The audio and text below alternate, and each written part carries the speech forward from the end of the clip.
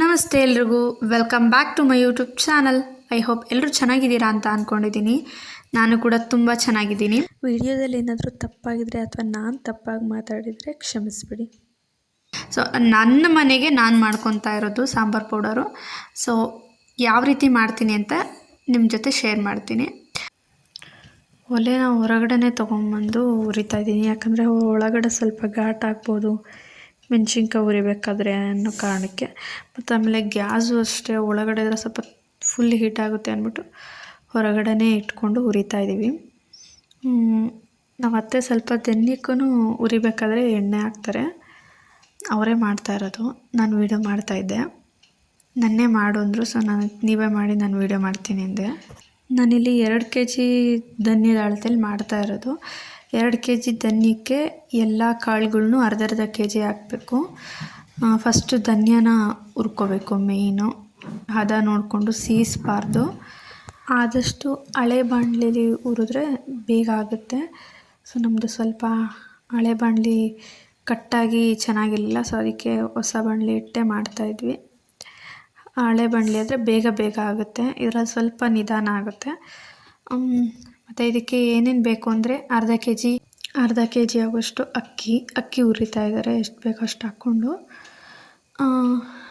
ಇದು ಅಕ್ಕಿ ಮಿಕ್ಕಿರೋದು ಎತ್ತಿಟ್ಟಿದ್ದಾರೆ. ಅರ್ಧ kg ಜೀರಿಗೆ, ಅರ್ಧ kg ಕಡಲೆಬೇಳೆ, ಅರ್ಧ kg ಹೆಸ್ರು ಕಾಳು, ತೊಗರಿಬೇಳೆ ಮಾತ್ರ 3/4 kg ಅಷ್ಟು ಹಾಕಿದ್ದೀವಿ.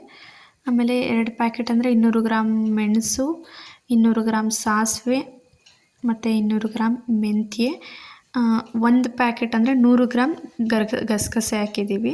ಮತ್ತು ಅರ್ಧ kg ಉದ್ದಿನಬೇಳೆ, ಮನೆಯಲ್ಲೇ ಬೆಳೆದಿರೋ ಅಳಸಂಡೆ ಕಾಳು, ಮತ್ತು ಅರ್ಧ kg ಕಡಲೆ. ಮತ್ತು ಜೀರಿಗೆ ಹುರಿತಾ ಇದ್ದಾರೆ ಉದ್ದಿನಬೇಳೆ ಹಾಕ್ಬಿಟ್ಟು. ನಾನು ಅರ್ಶಿಣದ ಕೊಂಬು ಚಚ್ಕೋಬೇಕಿತ್ತು, ಸೊ ಅದನ್ನು ಮರ್ತುಬಿಟ್ಟಿದ್ದೆ. ಅದನ್ನು ಚಚ್ಕೊತಾ ಇದ್ದೀನಿ. ಅದು ಒಂದು 100-150 ಗ್ರಾಮ್ ತೊಗೋಬೇಕು. ಚೆನ್ನಾಗಿ ಪುಡಿ ಮಾಡಿ ಹುರ್ಕೋಬೇಕು ಸ್ವಲ್ಪ ಬಿಸಿಲಲ್ಲಿಟ್ಟು.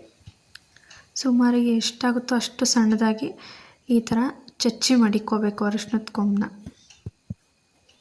ಅದನ್ನು ಹುರಿದ್ಬಿಟ್ಟು ಅದಕ್ಕೆ ಹಾಕಬೇಕು. ಸೊ ಎಲ್ಲ ಒಂದೊಂದೇ ಹುರಿತಾ ಇದ್ದಾರೆ. ಹುರಿದಿದ ತಕ್ಷಣ ಹಂಗೆ ಕೈ ಆಡ್ತಾ ಇದ್ದೀನಿ ನಾನು. ಮತ್ತು ಇದಕ್ಕೆ ಗೋಧಿ ಮತ್ತು ಹುಳ್ಳಿಕಾಳು ಸಹ ಹಾಕ್ಕೋಬೋದು ಹುರಿದು, ಅದು ಚೆನ್ನಾಗಿರುತ್ತೆ. ಕಡಲೆನ ಹಾಗೆ ಹಾಕ್ತಾಯಿದ್ದಾರೆ. ಕಡಲೆ ಇಲ್ಲಾಂದರೆ ಕಡಲೆಕಾಳನ್ನೂ ಸಹ ಹುರಿದು ಹಾಕ್ಕೋಬೋದು. ಮತ್ತು ಧನ್ಯದ ಪುಡಿಗೆ ಮೇನ್ ಇರೋದು ಅಂದರೆ ಕರ್ಬೇವಿನ ಸೊಪ್ಪು ಧನ್ಯದ ಪುಡಿ ಮಾಡಬೇಕಾದ್ರೆ ಎಲ್ಲಿಂದನಾದರೂ ಹುಡುಕಿ ತೊಗೊಂಡು ಇಟ್ಕೊಂಡಿರಬೇಕು. ಯಾಕಂದರೆ ಅದರ ಸ್ಮೆಲ್ಲು ಸಖತ್ತಾಗಿರುತ್ತೆ. ನಾವು ಒಗ್ಗರಣೆಗೆ ಹಾಕ್ತೀವೋ ಇಲ್ವೋ, ಸಿಗುತ್ತೋ ಇಲ್ವೋ ಆ ಸೀಸನಲ್ಲಿ, ಬಟ್ ಧನ್ಯದ ಪುಡಿ ಮಾಡಬೇಕಾದ್ರೆ ಮಾತ್ರ ಕರ್ಬೇವಿನ ಸೊಪ್ಪನ್ನ ತೊಗೊಂಡು ಒಣಗಿರೋದಾದರೂ ಹಾಕ್ಬೋದು, ಇಲ್ಲಾಂದರೆ ಹಸಿದೇ ತೊಗೊಂಡು ಅದನ್ನು ಸ್ವಲ್ಪ ಎಳೆ ಬಿಸಿಲಲ್ಲಿ ಇಟ್ಟು ಹುರಿದ್ಬಿಟ್ಟು ಸಹ ಹಾಕ್ಕೋಬೋದು. ಧನ್ಯದ ಪುಡಿದೆಲ್ಲ ಹುರಿದಾಗಿದ ತಕ್ಷಣ ಒಂದು ಅರ್ಧ ಗಂಟೆ ಬಿಟ್ಟು ಮೆಣಸಿನ್ಕಾಯಿನೂ ಅದೇ ಥರ ಹುರಿತಾ ಇದ್ದಾರೆ. ನಾವು ಇದೇ ಥರ ಮೆಣಸಿನ್ಕಾಯಿ ಹುರಿಯೋದು. ಎಣ್ಣೆ ಹೆಚ್ಚಾಗಿ ಹಾಕ್ಕೊಂಡು ಹುರಿಬೇಕು, ಇಲ್ಲಾಂದರೆ ಸ್ವಲ್ಪ ಗಾದ್ರ ಆಗುತ್ತೆ. ಸೊ ಅದಕ್ಕೋಸ್ಕರನೇ ಹೊರಗಡೆ ಇಟ್ಟು ಹುರಿತಾ ಇರೋದು. ಬ್ಯಾಡಗಿ ಮೆಣಸಿನ್ಕಾಯಿ ಮತ್ತು ಗುಂಟೂರು ಮೆಣಸಿನ್ಕಾಯಿ ಮತ್ತು ಇನ್ನೊಂದು ಅದೆಂಥದ್ದು ಮೆಣಸಿನ್ಕಾಯಿ ಅಂದರು, ಸಣ್ಣ ಮೆಣಸಿನ್ಕಾಯಿ. ಇದು 3 ಥರದ್ದು ತರಿಸಿದ್ದೆ. ಎಲ್ಲ ಹುರಿದು ಒಂದು ದೊಡ್ಡ ದಬ್ಬರಿಗೆ ಹಾಕ್ಕೊತಾ ಇದ್ದೀವಿ. ಈ ಥರ ಹುರಿದು ಹಾಕ್ಕೊಳಕ್ಕೆ ಈ ಥರ ಫ್ರೀಯಾಗಿ ಜಾಗ ಇರುತ್ತೆ ಹೊರಗಡೆ ಆದರೆ ಸ್ವಲ್ಪ ಇಕ್ಕಟ್ಟು ಅಂದ್ಬಿಟ್ಟು ಹೊರಗಡೆ ಇಟ್ಟಿದ್ದು. ಸೊ ಎಲ್ಲ ಹುರಿದಾದ್ಮೇಲೆ ಗ್ಯಾಸ್ ಹೊರಗಡೆ ತೊಳ್ಕೊಂಡು ತೊಗೊಂಡು ಒಳಗೆ ಇಟ್ಕೊಂಡೆ. ಎಲ್ಲ ಫಿನಿಶ್ ಆಯಿತು ಹುರಿದು. ಸೊ ಇಷ್ಟ ಆಗಿತ್ತು ಒಂದು ದಬ್ಬರಿ ತುಂಬ. ಮನೆಯೆಲ್ಲ ಫುಲ್ಲು ಘಾಟ್ ಆಗ್ತಿತ್ತು. ಸೊ ಇದ್ರ ಪುಡಿ ಹೇಗಾಗುತ್ತೆ ವಿಡಿಯೋ ಮಾಡ್ತೀನಿ. ಹುರಿದಿದ ತಕ್ಷಣ ಹಾಕಿಸ್ಕೊಂಬರೋಕ್ಕಾಗಲ್ಲ, ನಾವು ಮಾರನೇ ದಿನ ಹೋಗಿ ಹಾಕಿಸ್ಕೊಂಡು ಬಂದಿದ್ದು ಪ್ರಮೋದವರು.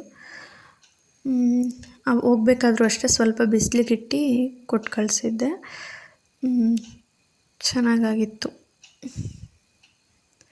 ತುಂಬ ಚೆನ್ನಾಗಿರುತ್ತೆ. 1 ವರ್ಷದ ಮೇಲೂ ಸಹ ಇಟ್ಕೊಂಡು ಬಳಸ್ಬೋದು ಮನೆಗೆ. ಸೊ ನೈಟ್ ಲೈಟಲ್ಲಿ ಕಲರ್ ಒಂಥರ ಬರ್ತಾಯಿದೆ, ಬಟ್ ರೆಡ್ ಕಲರು ಚೆನ್ನಾಗಾಗಿತ್ತು. ವಿಡಿಯೋ ಇಷ್ಟ ಆಗಿದರೆ ಸಬ್ಸ್ಕ್ರೈಬ್ ಮಾಡಿಕೊಂಡು ಸಪೋರ್ಟ್ ಮಾಡಿ. Thank you.